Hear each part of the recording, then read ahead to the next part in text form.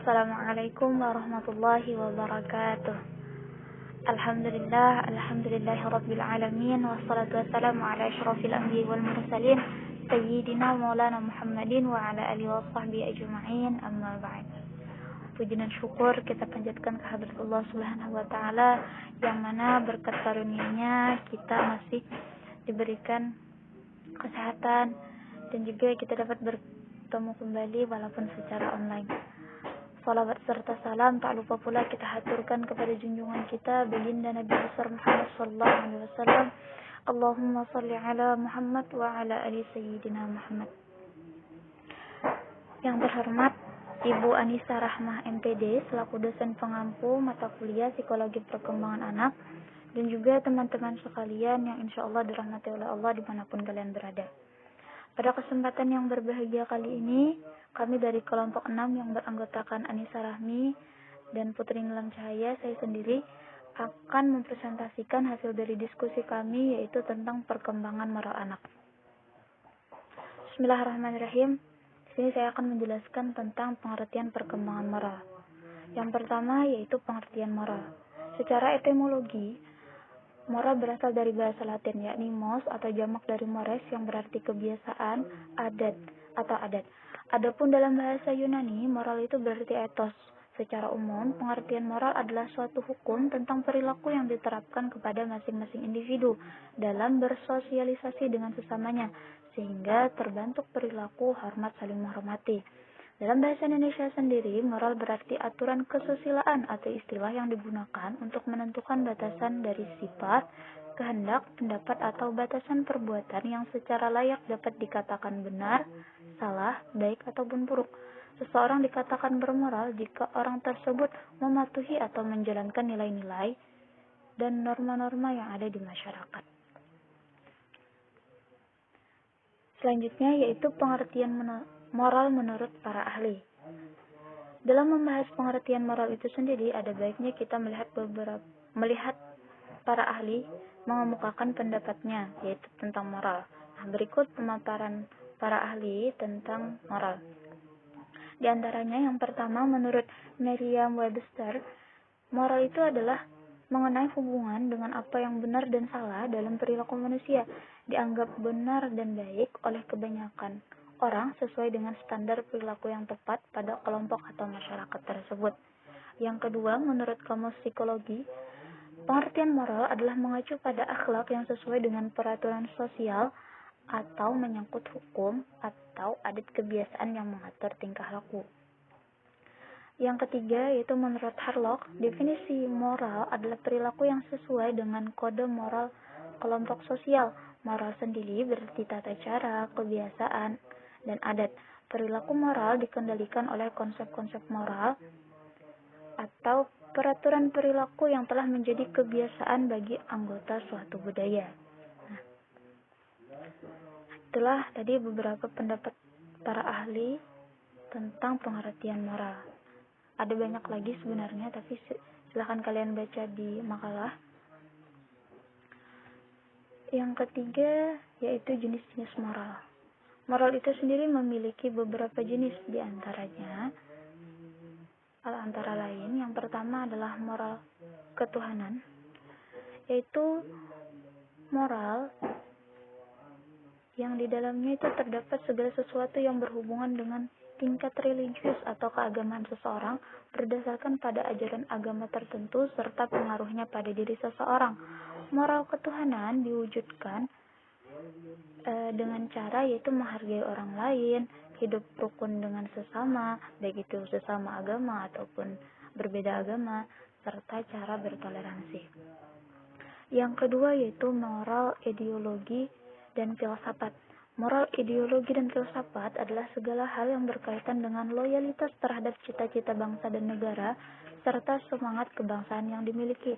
Perwujudan dari moral ini adalah dengan menjunjung tinggi dasar negara yaitu Pancasila dan menolak ideologi asing yang mengubah tatanan negara Indonesia. Yang ketiga yaitu moral etika dan kesusilaan. Moral etika dan kesusilaan adalah segala hal yang berhubungan dengan kesusilaan dan etika yang dijunjung di suatu masyarakat, bangsa, atau negara, baik itu secara tradisi maupun budaya. Moral, etika, dan kesusilaan ini diwujudkan ketika seseorang menghargai orang lain yang berbeda pendapat dengannya. Yang terakhir yaitu moral, disiplin, dan hukum. Moral, disiplin, dan hukum adalah segala hal yang berkaitan dengan kode etik dan profesionalisme, serta hukum atau aturan yang berlaku di tengah masyarakat atau negara tersebut.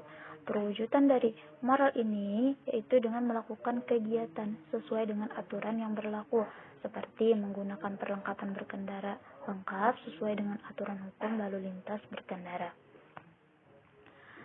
Yang terakhir yaitu pengertian perkembangan moral anak. Perkembangan moral atau biasa disebut dengan moral development adalah mencakup perkembangan pikiran, perasaan, dan perilaku menurut aturan atau kebiasaan ketika berinteraksi dengan orang lain. Dalam perkembangan moral, anak-anak yang masih menjalani fase pengenalan lingkungan akan rentan terhadap perkembangan moral tersebut. Maka dari itu, sudah seharusnya anak-anak dididik dengan moral yang baik, karena jika moral dari kecilnya sudah tidak baik, maka moral tersebut akan terbawa sampai dewasa. Dan begitu juga sebaliknya, jika moral dari kecilnya sudah baik, maka hal baik tersebut akan terbawa sampai ke dewasa. Selanjutnya akan dijelaskan oleh Anissa Rahmi. Di sini saya akan menjelaskan mengenai faktor yang mempengaruhi perkembangan moral anak. Yang pertama, ada faktor lingkungan. Tingkah laku anak tidak hanya dipengaruhi oleh sikap orang yang berada di rumah, namun juga pada bagaimana sikap mereka dan bagaimana mereka melakukan hubungan dengan orang-orang di luar rumah. Dalam hal ini, peranan orang tua sangat penting untuk mengetahui apa yang dibutuhkan anak dalam rangka perkembangan nilai-nilai moral anak, serta bagaimana orang tua bisa mempengaruhinya. Orang tua harus dapat menciptakan keadaan yang dapat membuat anak berkembang dalam suasana ramah, ikhlas, jujur, dan hal-hal baik lainnya. Jika anak berada atau tumbuh pada lingkungan yang penuh dengan pertikaian, pertengkaran, atau semacamnya, maka anak akan menganggap hal tersebut sesuatu yang sudah biasa dalam hubungan antar keluarga atau bahkan dalam hubungan di luar rumah. Yang kedua ada lingkungan teman sebaya. Semakin bertambahnya umur anak, maka anak akan semakin memperoleh kesempatan yang lebih luas untuk mengadakan hubungan-hubungan dengan teman bermain sebaya. Sekalipun dalam kenyataannya, perbedaan umur yang relatif besar tidak menjadi sebab tidak adanya kemungkinan melakukan interaksi dalam bermain. Semakin kecil kelompok, maka hubungan erat terjadi. Maka semakin besar pengaruh kelompok terhadap anak bila mana dibandingkan dengan kelompok yang besar namun anggotanya tidak tetap. Selanjutnya yang ketiga ada segi keagamaan. Kejujuran dan tingkah laku moralitas lainnya tergantung pada penghayatan nilai-nilai keagamaan dan perwujudan dalam tingkah laku dan hubungannya dengan anak lain. Dalam perkembangannya, semula anak takut untuk melakukan sesuatu yang tidak baik seperti berbohong karena larangan orang tua atau guru agama, bahwa perbuatan yang tidak baik akan menjadi dosa dan dosa tersebut akan dibalas dengan hukuman dari Tuhan. Si anak akan menginsyafi bahwa perbuatan yang tidak baik berdosa dengan akibatnya berupa hukuman darinya. Yang keempat ada aktivitas-aktivitas rekreasi. Bagaimana anak dapat mengisi waktu luang sebagai sesuatu yang berpengaruh besar terhadap konsep moralitas anak. Perhatian dan anjuran untuk membaca menimbulkan keinginan dan kebiasaan yang besar untuk membaca. Keinginan dan kebiasaan itu perlu diarahkan untuk membaca berbagai macam buku yang isinya akan mempengaruhi anak seperti buku komik, majalah, cerita-cerita bermakna. Fasilitas rekreasi seperti film, radio, televisi juga akan mempengaruhi moral anak. Selain itu, ada faktor lain yang dapat mempengaruhi perkembangan moral anak, namun kurang penting untuk dibahas, yaitu ada faktor intelijensi dan jenis kelamin. Faktor intelijensi dikemukakan dengan alasan bahwa untuk mengerti hal-hal yang boleh dan tidak boleh dilakukan, maka dibutuhkan kemampuan yang baik. Adapun jenis kelamin dikemukakan karena kenyataannya kebanyakan anak laki-laki melakukan kenakalan atau kejahatan dibandingkan anak perempuan. Nah, selanjutnya ada perkembangan moral anak SD atau MI. Secara umumnya terbagi menjadi dua, yaitu yang pertama, pada fase ini anak mulai mengenal konsep moral pertama kali dari lingkungan keluarga. Pada mulanya, mungkin anak tidak mengerti konsep moral ini, tetapi lambat laun anak akan memahaminya. Yang kedua, pada usia sekolah dasar, anak sudah dapat mengikuti peraturan atau tuntunan dari orang tua atau lingkungan sosialnya. Pada akhir usia ini, anak sudah memahami alasan yang mendasar suatu peraturan. Di samping itu, anak sudah dapat mengasosiasikan setiap bentuk perilaku dengan konsep benar salah atau baik buruk.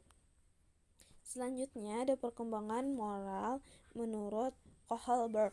Nah, beliau berpendapat bahwa perkembangan moral ini terbagi menjadi 3 tingkat dengan 6 tahap perkembangan moral. Yang pertama, ada prakonvensional. Pada tahap prakonvensional ini, aturan berisi aturan moral yang dibuat berdasarkan otoritas. Anak tidak melanggar aturan moral karena takut ancaman atau hukuman dari otoritas. Nah, pada tahap ini terbagi lagi menjadi 2 tingkatan, yaitu yang pertama, tahap orientasi terhadap kepatuhan dan hukuman. Pada tahap ini, anak hanya mengetahui bahwa aturan-aturan ini ditentukan oleh adanya kekuasaan yang tidak bisa diganggu-gugat. Anak harus menurut atau kalau tidak akan mendapat hukuman. Selanjutnya, tahap kedua, tahap relativistik, hedonisme. Pada tahap ini, anak tidak lagi secara mutlak tergantung pada aturan yang berada di luar dirinya yang ditentukan orang lain yang memiliki otoritas. Tahap yang kedua, menurut Kohlberg, yaitu konvensional. Pada tingkatan ini, anak mematuhi aturan yang dibuat bersama agar diterima dalam kelompoknya. Tingkatan ini terbagi menjadi 2 tahap. Yang pertama, tahap otoritas mengenai anak yang baik. Yang kedua, tahap mempertahankan norma sosial dan otoritas. Yang ketiga, ada pasca konvensional. Pada tingkat ini, anak mematuhi aturan untuk menghindari hukuman kata hatinya. Tingkatan ini juga terbagi dari 2 tahap. Yang pertama, tahap orientasi terhadap perjanjian antara dirinya dengan lingkungan sosial, dan yang kedua, tahap universal. Yang terakhir ada perkembangan moral menurut John Piaget. Dalam teori perkembangan moral membagi menjadi 2 tahap, yaitu yang pertama, tahap pada usia 5-10 tahun. Pada tahap perkembangan moral ini, anak memandang aturan-aturan sebagai otoritas yang dimiliki oleh Tuhan, orang tua, dan guru yang tidak dapat dirubah dan harus dipatuhi dengan sebaik-baiknya. Selanjutnya, pada tahap usia 10 tahun ke atas, moral tumbuh melalui kesadaran bahwa seseorang dapat memilih pandangan berbeda terhadap tindakan moral. Pengalaman ini tumbuh menjadi dasar penilaian anak tersebut terhadap suatu tingkah laku. Dalam perkembangan selanjutnya, anak berusaha mengatasi konflik dengan cara-cara yang paling menguntungkan dan mulai menggunakan standar keadilan terhadap orang lain. Itu tadi penjelasan dari saya mengenai perkembangan moral anak SD dan faktor-faktor yang mempengaruhi perkembangan moral anak. Demikian dari saya. Terima kasih. Wassalamualaikum warahmatullahi wabarakatuh.